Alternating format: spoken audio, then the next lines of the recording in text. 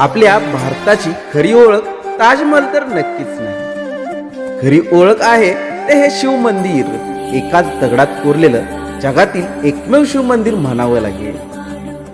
वेरूळचं कैलास लेणं हे संपूर्ण जगाला पडलेलं कोडा आहे. एक संद एकाच खडकातून कोरण्यात आलेलं हे लेणं इसवी सन 757 मध्ये राष्ट्रकूट राजवंश नरेश कृष्ण यांच्या राजवटीत कोरण्यात आले.